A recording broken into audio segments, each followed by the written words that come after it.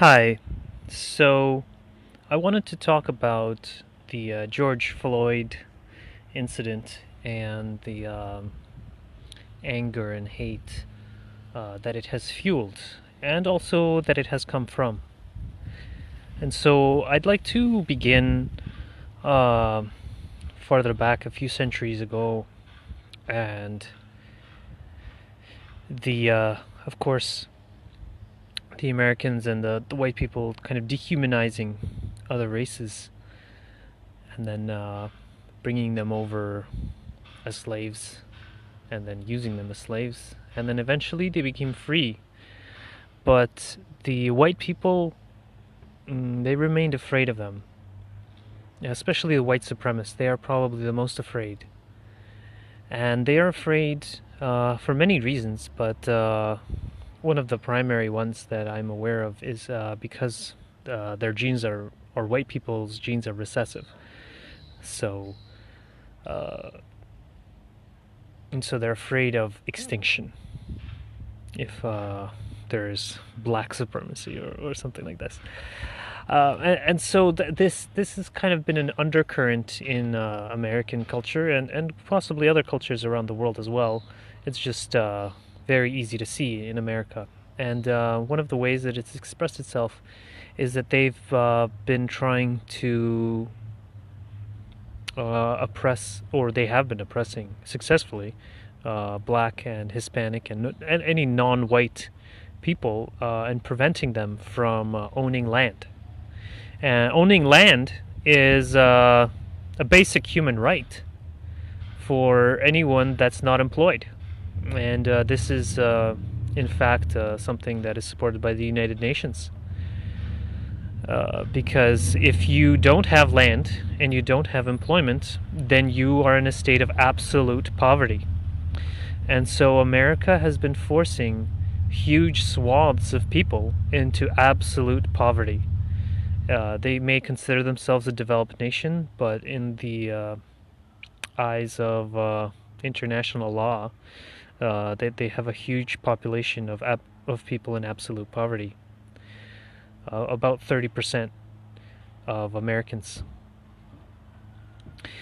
And so, how do we transform all of this kind of anger and hate? And if you really think about it, that's what they want.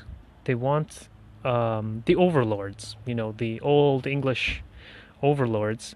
They want people to be angry. They want people to hate. They want people to rise up. They want people to clash and to spend all their time hating and destroying each other, because then they won't be spending time on co-creating and on leading a good life.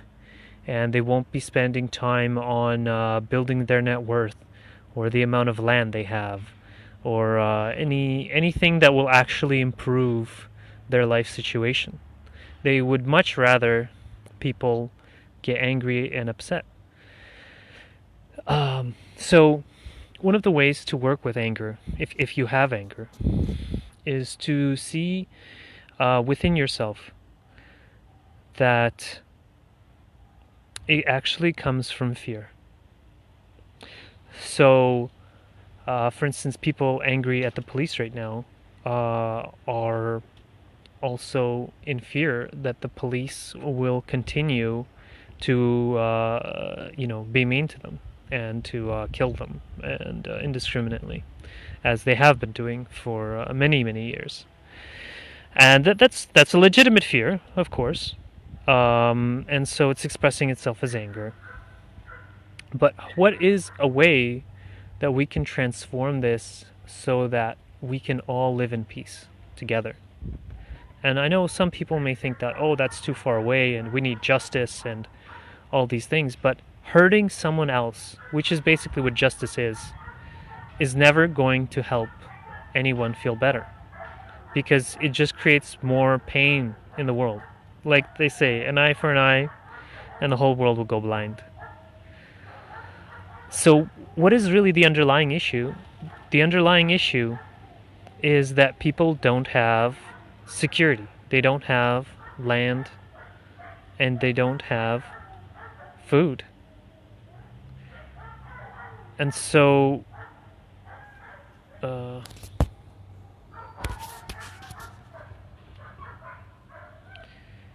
if they did, then they would feel safe and secure and happy and loving and kind. And so, really, if we change all of these anger protests and justice protests and made them into basic income and basic land protests to provide the basic needs for all people, then we will be co-creating a better world. We do not have to be upset with each other. Instead, we can find a way where all of us can coexist peacefully.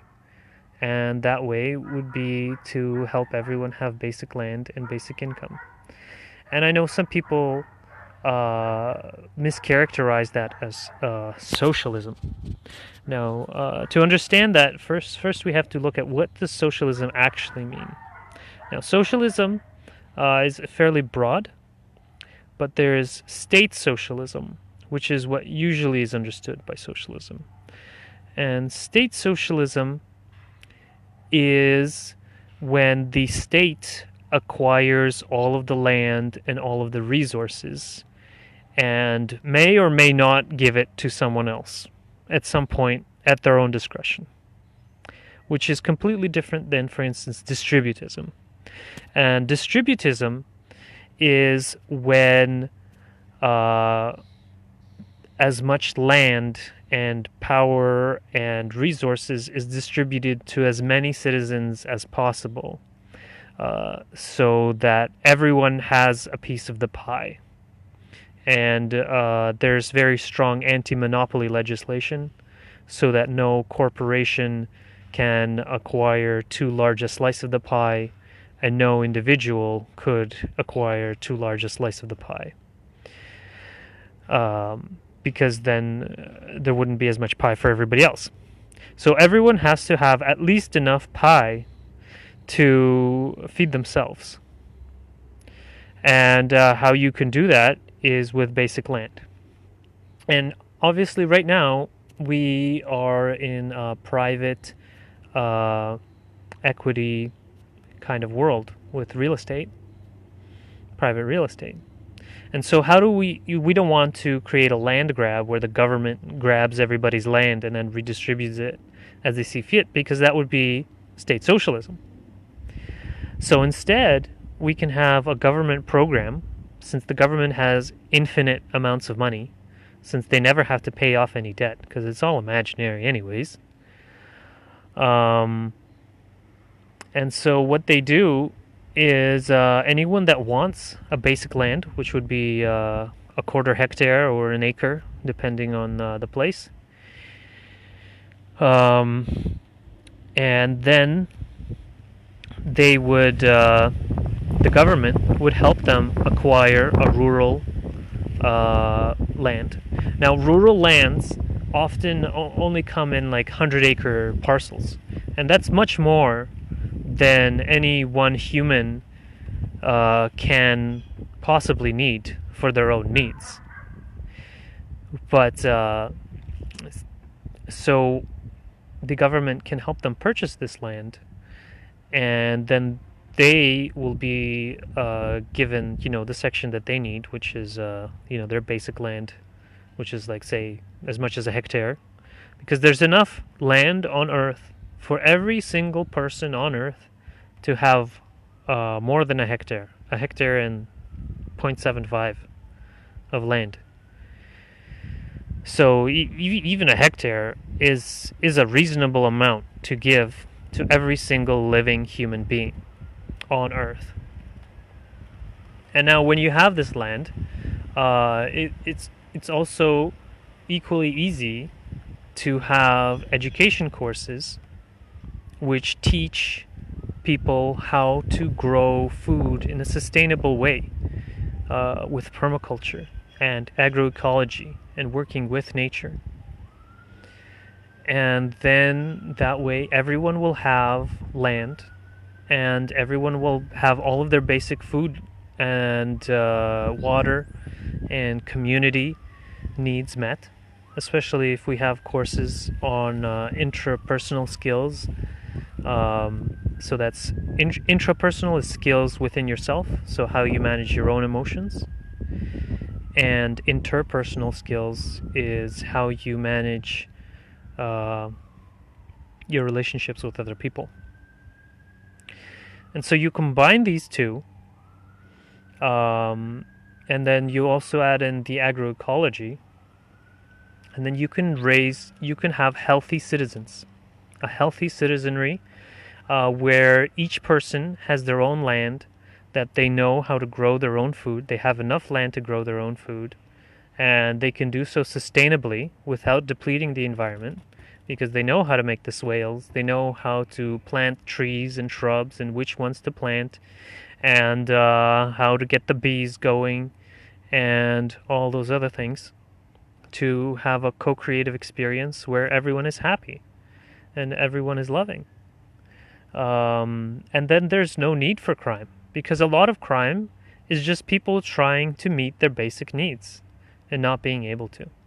Like George Floyd, he was allegedly picked up for having a fake $20 bill. And what was he trying to buy with it? Probably some food or something to meet one of his basic needs. And so if people have the land to meet their basic needs, they won't need to make fake $20 bills. They won't need to rob a bank. They won't need to do any kind of altercations with the police.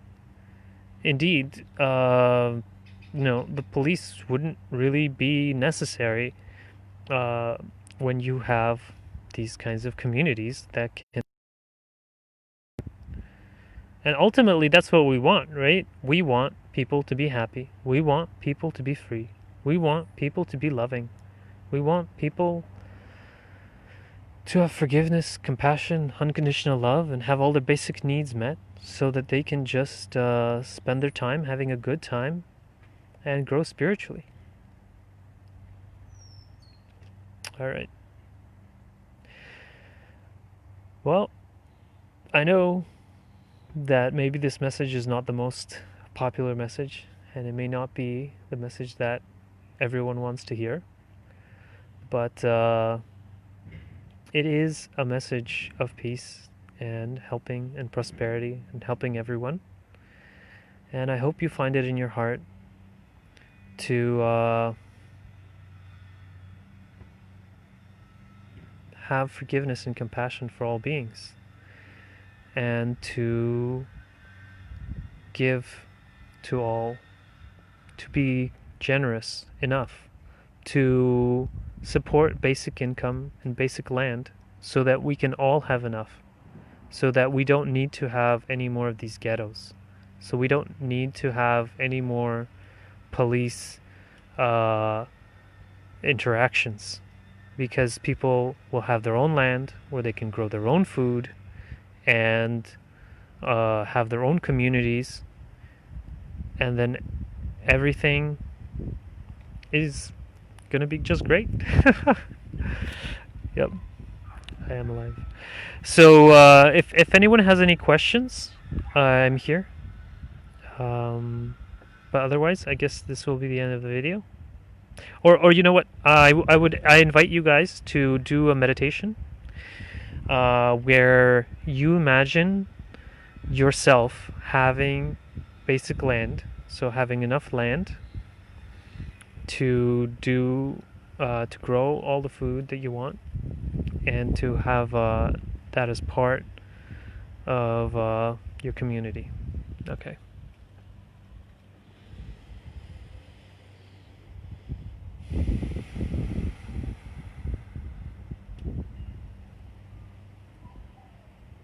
So I'm imagining having a hectare, which is about the length and width.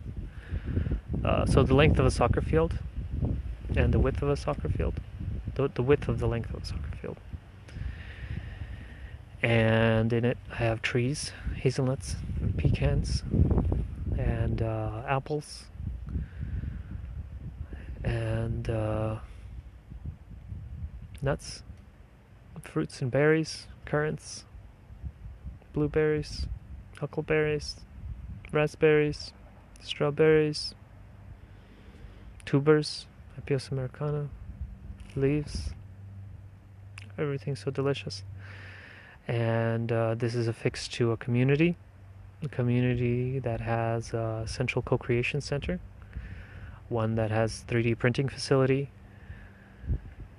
and where people cook and get together and have a good time and plan what we're going to co-create next and how we're going to help others around us in our community and around the world. All right. Thank you.